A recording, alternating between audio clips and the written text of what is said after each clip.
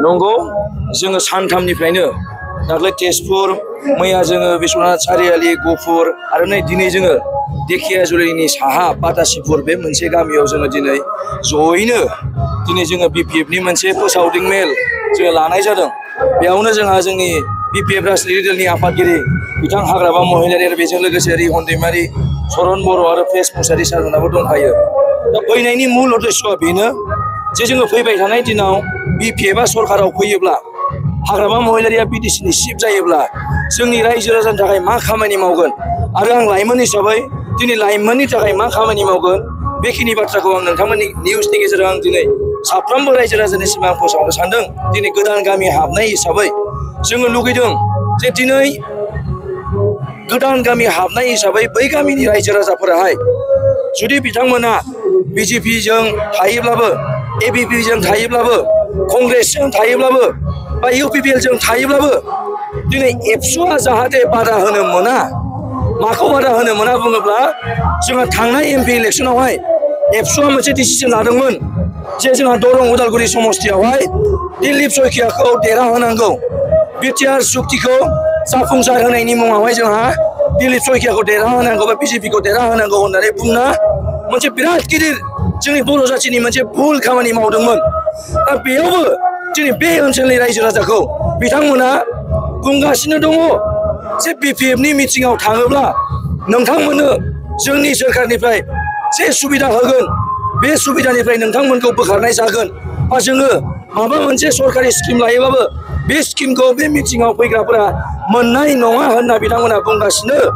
नाथाय मानो बुंदों दिनै नोंथां एबसु जानानै नोंथांमोना आरो फिन खनसेबाव भुल खामानि मावनो थांगासिनो दं नामा? दिनै बे गहपुर बिश्वनाथ सारियालि आरो दिनै बे बातापुर ओनसोलनि जेसेबां साफ्रोमबो रायजो राजा दङ बिथांमोनाबो आन्दलन खालामदों। आन्दलन खालामनानै दिनै बिटिआर सुक्ति जाबाय। बिटिआर सुक्तिनि उनावहाय साफ्रोमबो रायजो राजायाहाय गावनि पलिटिकेल राइट्स दङ, भटिं राइट्स दङ आरो गावनि लिडार चुज खालामनायनि बे राइट्सआ दङ जाहाथे बेखौ रावबो बादा होआ। दिनै जोंहा BPF हिसाबै हाग्रामा महिलारि सारा मोनसे थांखि लादों जे बेखार लाइमोन सेंग्रा सिख्लाफोर जाय लाइमोनफोरा BA पास MA पास जानानै ओरैनो दङ बिथांमोननि थाखाय 100 crore मोनसे स्किम सारा होनो नागिरदों। बे 100 crore मा जागोन? सोरबाया गारि सालायनो रोंगौ नाथाय गारि बायनो हाया भारा बोनो, बिनि थाखाय विंगार बा मेजिक बिथांमोना बे 100 crore गेजेरजोंनो मोननो हागोन। सोरबाया दिनै ITI लाबाय इलेक्ट्रिशियान जानो लुगैदों बिथाङा दखान होनो हाया, बै बिथांनो 100 crore गेजेरजोंनो दिनै हाग्रामा महिलारिया होनो नागिरदों। सोरबाया दिनै गोरिब न'खरनि फिसाला दिनै हाजिरा मावनानै जायो, दिन हाजिरा मावनानै जायो, बिथांमोना जाहाथे दखान होनानै जानो हादों, गालामाल दखान होनानै जानो हादों। बिनि थाखाय जोंहा हाग्रामा महिलारियाहाय बे 100 crore स्किमनि गेजेरजोंनो हरनो नागिरदों। दा बेनो फैबाय थानाय समाव जों लुगैदों जिहेतु दिनैहाय बिटिआर सुक्तिजों फैफानाय मोनसेबो साख्रिखौ बे ओनसोलनि सेंग्रा सिख्लाया मोननो मोनाखै बेखौ जों मिथिगौ।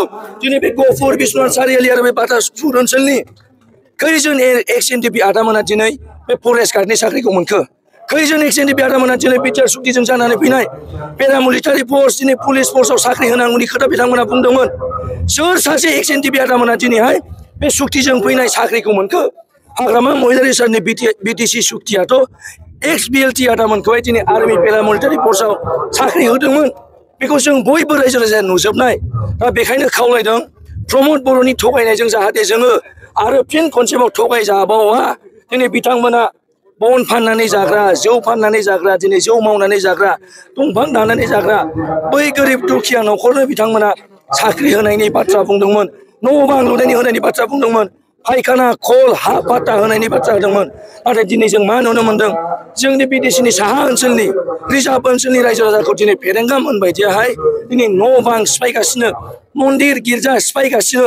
अब्ला बै समाव इसेबां गोथौयै बुंनानै फैनाय 100 फुट गोथौ जावनानै नायबाबो जोंनि बर' आबै आबौनि हारा मोनगोन, बेयाव जोंहा थानायनि मोन्थाय दं होनना बिथांमोना आन्दलन खालामनाय समाव बुंबाय थादोंमोन। दिनै BDCनि चिफआ सोर? प्रमद बर' बिथां, गावनो बारग' एबसुनि आफादगिरि। दिनै BDCनि डिपुटि चिफआ सोर? दिनै गबिन्द बसुमतारी, बिथाङा सोर? गावनि एक्स-एनडिपि आदामोनखौ बिथाङा मानो नायासै? दिनै प्रमद बर' बिथाङा दिनै गाव सासे एबसुनि दुलाराय बर' फरायसा आफादनि बारग' आफादगिरि हिसाबै खैजोन दिनैहाय जोंनि एबसुनि आदामोन जाय दिनै बिथांमोना साख्रि जाबाय बै समाव खस्थ' खालामनानै बिथांमोना हाबा लाथ'वाखैमोन गारि घोड़ा बायाखैमोन न' बां लुथ'वाखैमोन संग्राम खालामग्रोनो होननानैहाय नाथाय दिनै बैसोर साबसे आदामोनखौ दिनै बिथांमोना कन्ट्रेक्टर खालामखो दिनै गुवाहाटी धुबरी दिल्ली मुम्बाइ साउथ इन्डिया कलकाता बै जायगानि बै ओनसोलनि दिनै बिजनेसमेन थिखादारफोरासो जोंनि बिटिसिआव फैनानै कन्ट्रेक्टर मावगासिनो दङ थाइसे थाइनै नङा 1 कोटी 2 कोटी नङा hundreds of crore फैसाखौ दिनै बिथांमोना बिदेशनि बायरायाव हरगासिनो दङ होमबा जों बिदेशनि गोरिब गुन्द्रा बिथांमोना मारै सोलिनो हागोन बेखायनो जोङो बयबो ज' जानानै हाग्रामा महिलारि सारखौ बिदेशनि चिफ बानायफिननि आरो सासेल' दिनै जोंनि बिदेशआव माने लिडार हिसाबै साफ्रोमबो रायजो राजाखौ एखे समानै नायग्रा लिडारा जाहैबाय एकमात्र हाग्रामा महिलारि सार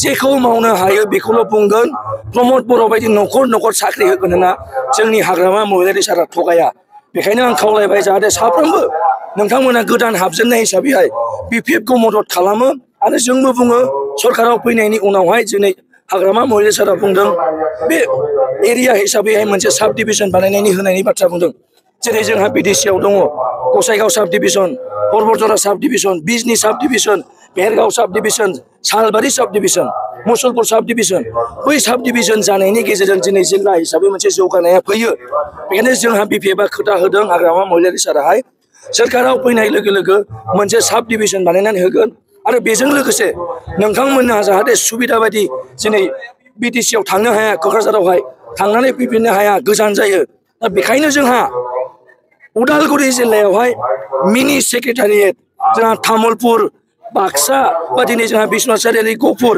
बे ओनसोला जाहाथे खाथि बा थाबैनो थांनानै फैफिननो हानाय सुबिदानि थाखाय जोंहा बेवहाय दिनै जोंहा मा होनो बेखौहाय मिनि सेक्रेटारियेट बानायनायनि खोथा बुंदों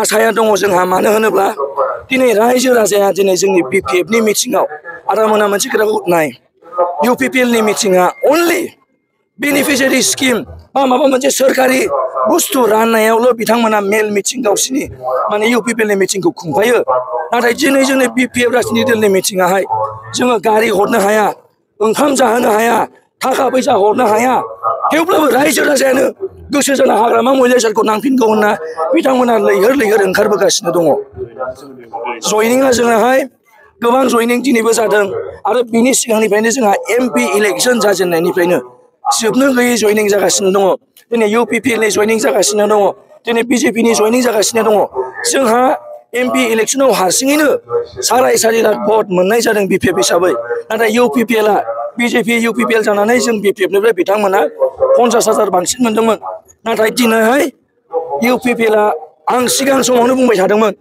जुन समाव क'क्राझारावहाय बिजेपि अफिस गायसनहैदोंमोन बै समाव आं बुंदोंमोन दिनै आसामनि मुख्यमन्त्रि चिफ मिनिस्टार हेमन्त बिश्व शर्माया जोंनि बिटिसिनि चिफ हाग्रामा महिलारिखौ सिनाया नामा मानो दिनै सरि प्रमद बर' सारखौ सिनाया नामा मानो प्रमद बर' सारखौहाय बै चिफ मिनिस्टारनि गार्डआ मानो नारखांखो बे मा प्रमान जे जोंनि बिटिसिनि राजा प्रमद बर' बिथांखौ नारख्रांनाय माने मा बिटिसिनि रायजो राजाखौ नारख्रांनाय बे दिनै प्रमान जाबाय दिनै इउपिपिएलआ हेमन्त बिश्व शर्मा सारजोंहाय दिनै नारख्रांजानाया दिनै सैथोआव जों नुनो मोनदों।